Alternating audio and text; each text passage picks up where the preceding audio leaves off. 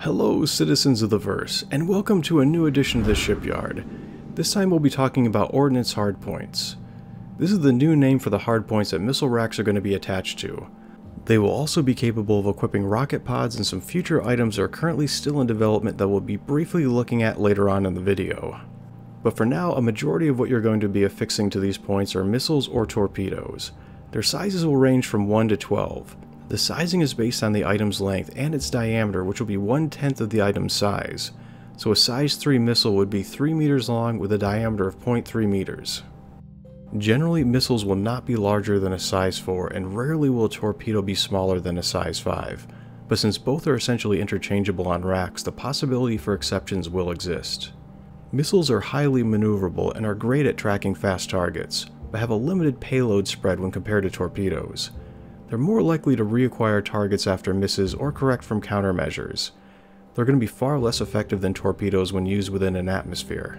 Torpedoes are much more powerful than missiles, but are slower and less agile, which makes them perfect to use against larger, slower targets such as capital ships.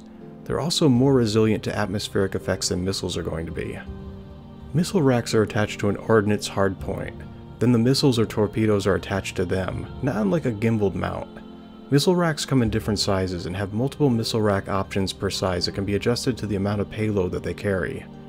Some ships like the Constellation, Starfarer Gemini, and the Freelancer Misk have bespoke missile racks that are built directly into the hull and cannot be removed or exchanged for others.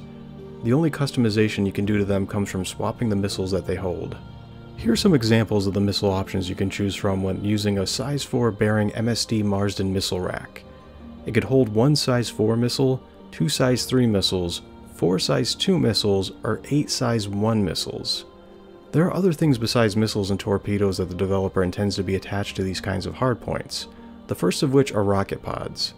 They fire unguided missiles similar to the ones that are already found on the Mustang Delta, and will come with a variety of fuse types like timed, impact, and proximity. They're also intended to excel at ground attack missions where you're going to want to saturate an area with explosives. Rocket pods will come in a variety of sizes, similar to missiles and missile racks.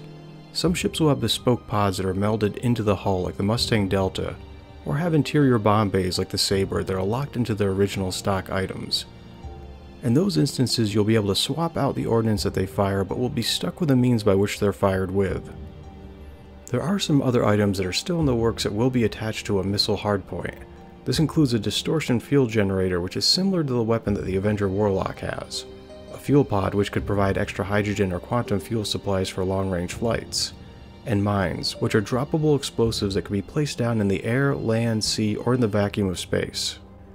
As of 2.6.3, dumbfire missiles were removed from the game.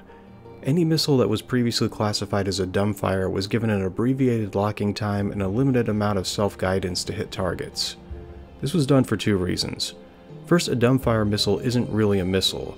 It's more of a rocket or a bomb, and second, introducing rocket pods into the game is going to make dumbfire missiles obsolete.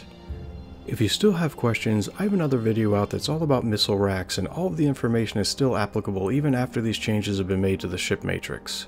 The link to it can be found in the description below.